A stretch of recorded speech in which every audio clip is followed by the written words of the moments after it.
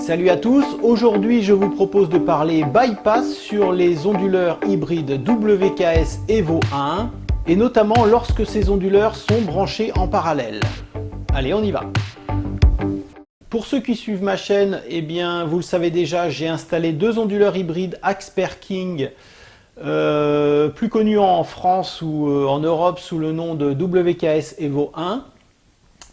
J'ai branché ces deux onduleurs en parallèle et il se trouve que lorsque ces onduleurs sont en parallèle, en ce qui me concerne, le bypass ne fonctionne pas. Alors dans un premier temps, qu'est-ce que le bypass et pourquoi cette fonctionnalité?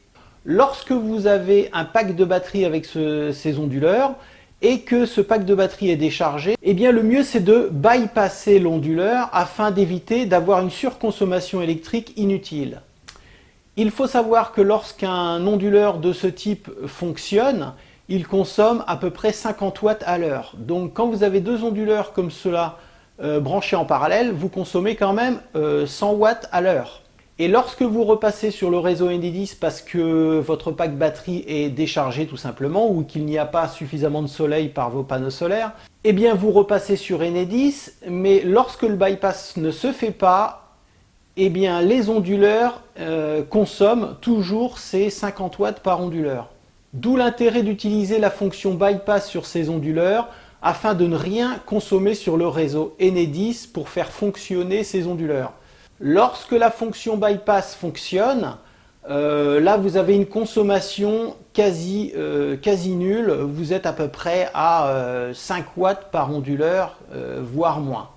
Donc la consommation est négligeable lorsque le bypass se fait de façon automatique. En ce qui concerne mon installation, lorsque je n'utilise qu'un seul onduleur, la fonction bypass automatique fonctionne.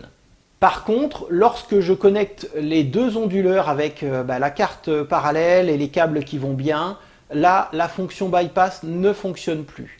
Je peux quand même bypasser en activant le petit bouton en façade.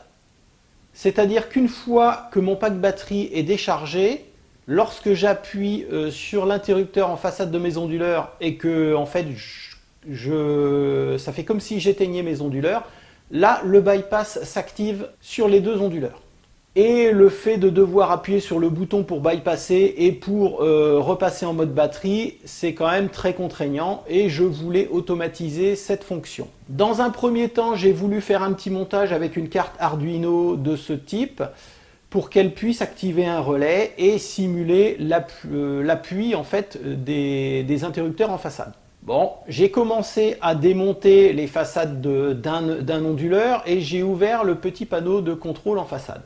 Et en regardant de plus près, eh bien, je savais qu'il y a un relais à l'intérieur qui permet de commander des appareils en externe lorsque le pack batterie est chargé et lorsqu'il est déchargé.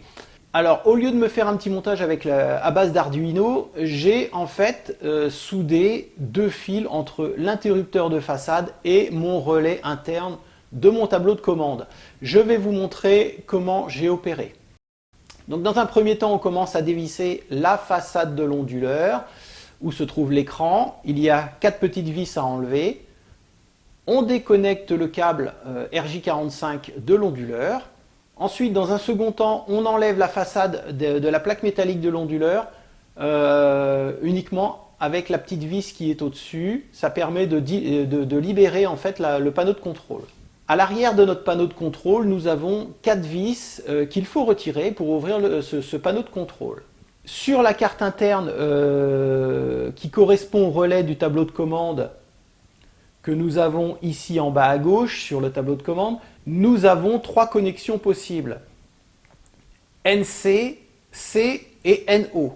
Alors comment fonctionne l'utilisation de ce relais? Lorsque notre pack batterie est déchargé, donc qui correspond à la valeur que nous avons rentrée dans la configuration de l'onduleur. Moi, en ce qui me concerne, mon retour Enedis se fait à 45 volts.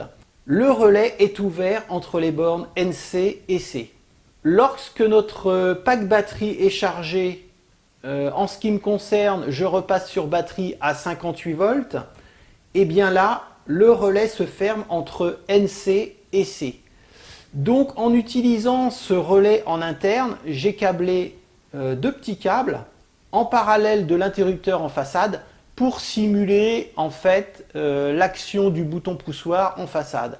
Lorsque mon pack batterie est chargé et donc qu'il a atteint la tension de 58 volts, mon relais entre NC et C se ferme et donc revient en fait à appuyer sur le bouton en façade, mais là de façon automatique par rapport aux valeurs qui sont rentrées dans l'onduleur. Et de la même manière, lorsque mon pack batterie est déchargé et que je reviens sur le réseau Enedis, eh bien à ce moment-là, mon relais s'ouvre en interne et ça fait comme si on rappuyait sur le bouton en façade et là le bypass se fait automatiquement. Donc si comme moi vous avez un problème de bypass lorsque vous avez des onduleurs en parallèle, c'est une façon simple de rétablir un bypass en automatique et ainsi ne rien consommer ou quasiment rien consommer lorsqu'on repasse sur le réseau Enedis. Donc j'ai fait mes tests, ça fonctionne très bien, ça repasse, ça bypass automatiquement. Si vous n'avez qu'un onduleur, la fonction bypass fonctionne très bien en automatique, donc vous n'aurez pas ce genre de problème. Allez, je vous dis à bientôt pour une prochaine vidéo. Salut à tous!